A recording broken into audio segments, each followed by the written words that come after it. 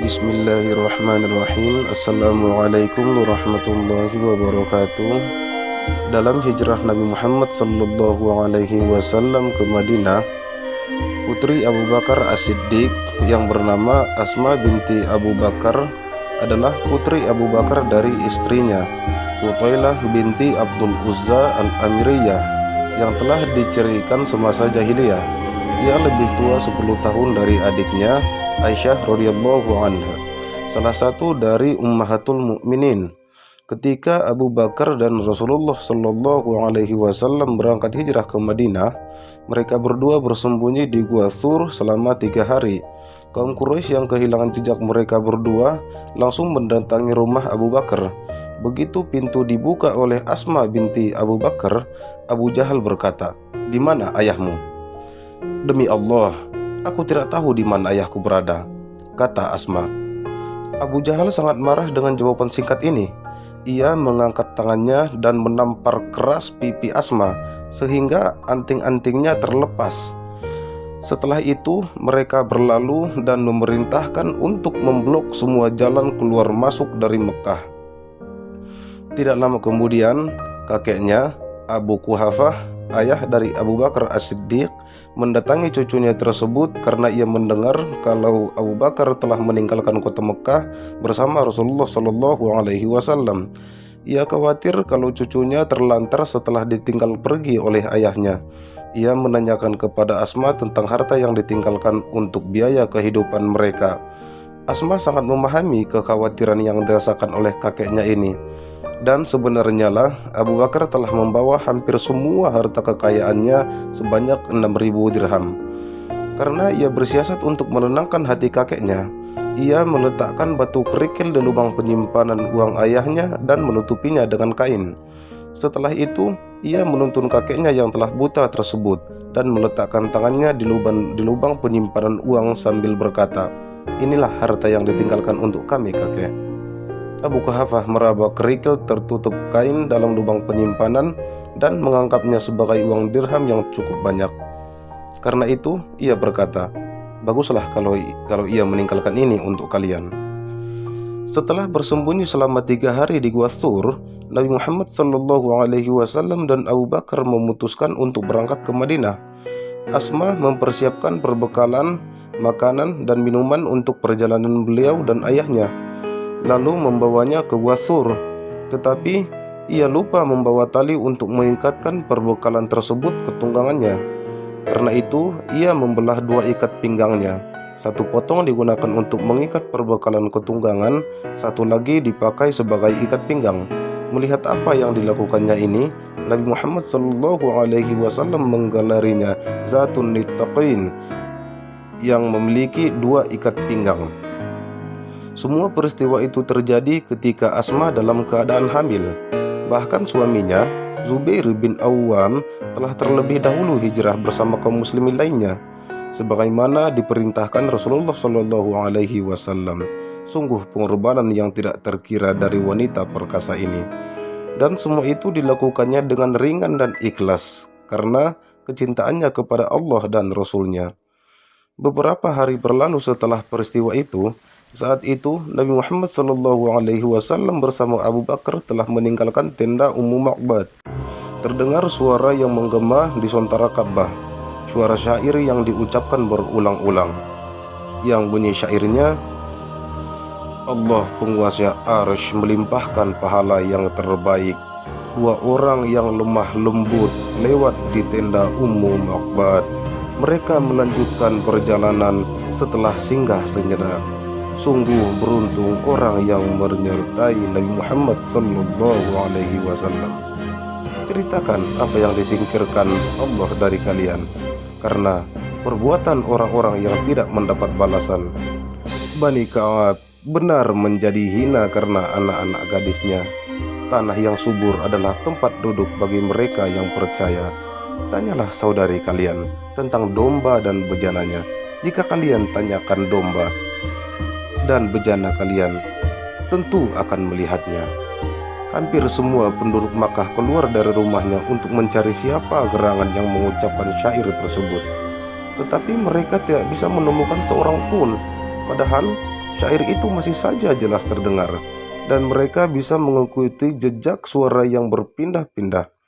Asma binti Abu Bakar juga keluar dari rumahnya, dan ia melihat sosok laki-laki yang bergerak cepat di dataran rendah Makkah sambil melantunkan syair tersebut.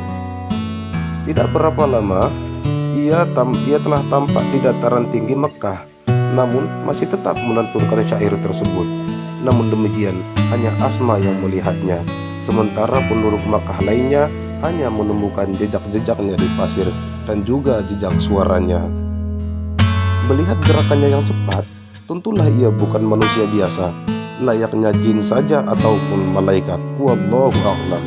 Yang jelas, dari syair-syair tersebut, Asma dan orang-orang muslim yang masih tinggal di Makkah mengetahui bahwa Nabi Muhammad SAW berada dalam perjalanan ke Madinah dan berada di jarak yang aman dari pengejaran kaum Quraisy. Beberapa hari berlalu setelah suasana menjadi tenang karena hijrahnya Nabi Muhammad SAW dan Abu Bakar, Asma dan saudara-saudaranya menyusul hijrah ke Madinah beserta beberapa orang muslim yang masih tertinggal. Setelah beberapa hari tinggal di Madinah, ia melahirkan bayi seorang laki-laki yang diberi nama Abdullah bin Zubair. Kaum muslimin, baik dari kalangan Ansor ataupun Muhajirin, menyambut gembira kelahiran Abdullah bin Zubair seakan memperoleh durian runtuh. Mereka mengeluh-ngeluhkannya, bahkan membawanya keliling kota Madinah melewati kampung-kampung orang Yahudi. Apa sebabnya begitu heboh penyambutan kelahiran bayi Asma ini? Konon, orang-orang Yahudi di Madinah ternyata tidak senang dengan kelahiran Nabi Muhammad SAW dan kaum Muhajirin di sana. Mereka mengatakan bahwa dukun-dukun Yahudi telah menyihir orang-orang muslim tersebut sehingga mereka semuanya akan mandul bagi kaum wanita. Karena itulah, ketika Asma melahirkan putranya, kaum muslimin menyambutnya dengan gegap gempita dan membawanya melewati kampung-kampung Yahudi untuk membuktikan apa yang mereka katakan hanyalah kebohongan semata. Asma sempat mengalami masa-masa sulit di kehidupannya, kemudian berbalik menjadi kehidupan yang melimpah. Tetapi semua itu tidak merubah kesalehannya dan ia tetap teguh memegang kebenaran. Allah memanjangkan umur usia Asma dan ia mengalami masa-masa fitnah hingga saat beralihnya kekuasaan ke tangan dinasti Bani Umayyah. Ketika ia melahirkan putranya Abdullah bin Zubair, dan putranya tersebut dibawa ke Rasulullah SAW. Beliau melihat suatu gambaran jalan kehidupan putranya tersebut. Beliau bersabda tentang Abdullah bin Zubair, "Dia laksana domba yang dikelilingi oleh harimau yang berbulu domba." Setelah peristiwa Karbala dan Harrah di Madinah, disusul kemudian dengan kematian Yazid bin Muawiyah, masyarakat Hijaz dan sekitarnya membayat putra Asma, Abdullah bin Zubair, sebagai khalifah dan kedudukannya di kota Mekkah. Sementara di Syam, Bani Umayyah mengangkat Marwan bin Hakam, kemudian digantikan oleh putranya Abdul Malik bin Marwan. Khalifah Abdul Malik ini membentuk pasukan sebesar 4.000 orang dengan komandannya yang bengis dan kejam yang bernama Hajjaj bin Yusuf As-Saqafi, yang bertujuan untuk menyerang Makkah, khususnya untuk membunuh Abdullah bin Zubair. Pasukan Syam ini melakukan pengepungan kota Mekkah selama berbulan-bulan sambil menyerangnya dengan menjanik ataupun dengan menggunakan ketapel besar dengan peluru batu-batu yang terkadang berapi, sehingga sebagian Masjid Haram dan Ka'bah mengalami kerusakan. Akibat pengepungan ini, sebagian besar anggota pasukan Ibnu Zubair menyerah ataupun membelot ke pasukan Hajjaj karena kekurangan makanan ataupun kelaparan. Tetapi ada juga karena berbagai tawaran kenikmatan duniawiyah yang ditawarkan oleh Hajjaj. Para pengikut yang setia yang mendampingi Ibnu Zubair makin sedikit dan ia mengkhawatirkan keselamatan mereka. Tetapi mereka ini tidak mau meninggalkannya sendirian sebagaimana teman-temannya, walau nyawa harus menjadi taruhannya.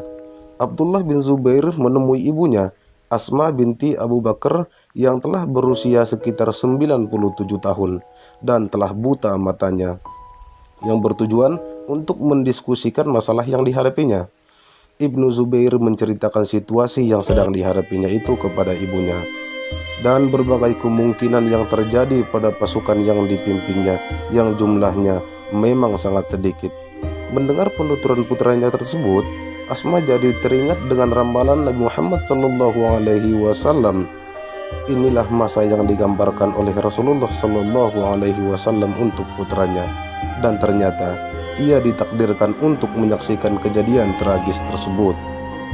Sebagai seorang ibu yang berhati tegar dan sangat teguh memegang kebenaran, Asma berkata, "Demi Allah, wahai anakku, engkau lebih tahu tentang dirimu. Jika engkau berada di jalan kebenaran dan engkau menyeru kepada kebenaran tersebut, teruskanlah langkahmu. Sahabat-sahabatmu telah banyak yang gugur demi kebenaran tersebut. Janganlah engkau mau dipermainkan oleh budak-budak dari Bani Umayyah. Tetapi jika sebaliknya, engkau hanya menginginkan dunia, engkau adalah seburuk-buruknya orang yang mencelakakan dirimu sendiri dan juga orang-orang yang berjihad bersamamu." Tentu saja Abdullah bin Zubair bukan tipe yang kedua, yang hanya mementingkan kepentingan duniawi. Ketika ia mengatakan kekhawatirannya bahwa Hajjaj akan menyalib dan menyayat-nyayat tubuhnya setelah kematiannya, dengan tegas ibu yang perkasa ini berkata, "Wahai anakku, sesungguhnya kambing itu sama sekali tidak merasakan sakitnya dikuliti, sakitnya dipotong setelah ia disembelih. Teruskanlah langkahmu dan mintalah pertolongan kepada Allah." Abdullah bin Zubair menjadi lega karena sesungguhnya yang dikhawatirkannya adalah perasaan ibunya. Sesaat kemudian Asma berkata lagi kepada putranya, "Aku memohon kepada Allah, semoga ketabahan hatiku ini menjadi kebaikan bagimu. Baik engkau yang mendahului aku menghadap Allah, ataupun aku yang mendahuluimu." Sesaat kemudian Asma berdoa, "Ya Allah, semoga ibadahnya sepanjang malam dan puasanya sepanjang siang, serta baktinya kepada kedua orang tuanya, engkau menerimanya disertai dengan cucuran rahmat-Mu, ya Allah. Aku serahkan segala sesuatu tentang dirinya kepada kekuasaan-Mu, dan aku rela menerima keputusan-Mu. Ya Allah, berilah aku pahala atas segala perbuatan Abdullah bin Zubair ini, yaitu pahalanya orang-orang yang sabar dan bersyukur." Dengan ucapan doa yang dipanjatkan oleh ibunya ini, langkah dan hati Ibnu Zubair terasa lepas. Tidak ada lagi ganjalan apapun pada dirinya untuk memperoleh kesyahidan yang didamba-dambakannya, dan mereka berdua berpelukan. Dan Asma mengetahui bahwasanya Abdullah bin Zubair masih memakai baju besi, dan Asma berkata, "Apa-apaan ini, wahai Abdullah? Orang yang memakai ini, yakni baju besi, hanyalah mereka yang tidak menginginkan apa yang sebenarnya engkau inginkan, yaitu kesyahidan." Ibnu Zubair pun melepaskan baju besi yang dipakainya. Setelah mengucapkan salam perpisahan dengan ibunya, ia bersama sisa pasukannya yang tidak seberapa terjun menghadapi pasukan Hajjaj. Dan seperti yang telah diperkirakan, mereka menemui syahidnya di tanah haram Mekkah, dan Hajjaj menyalib serta menyayat-nyayat tubuhnya. Asma dengan tegar berdiri di tempat penyaliban putranya sambil terus mendoakan ampunan bagi dirinya. Sementara itu, Hajjaj mendekati Asma sambil merendahkan diri dan berkata, "Wahai ibu, Amirul Mukminin Abdul Malik bin Marwan memberiku wasiat untuk memperlakukan ibu dengan baik. Maka, apakah ada keperluan ibu untuk kami?" Dengan suara tegas dan berwibawa, Asma berkata, "Aku bukan ibumu. Aku adalah ibu dari orang yang engkau salib dalam tiang kerapan itu. Hanya aku ingin menyampaikan satu ucapan Rasulullah SAW kepadamu. Beliau bersabda, akan muncul dari kalangan Thaqif seorang pembohong dan seorang durjana dan seorang yang bengis. Tentang siapa pembohong itu telah kita ketahui bersama, yakni Mukhtar bin Abu Ubaid Ats-Tsaqafi yang mengaku sebagai nabi. Sedangkan sang durjana ataupun orang yang bengis itu, sepengetahuanku, adalah engkau orangnya. Hajjaj tidak berkutik dengan perkataan Asma ini dan ia berpaling pergi. Kemudian Asma memerintahkan untuk menurunkan jenazah anaknya dan menguburkannya dengan layak.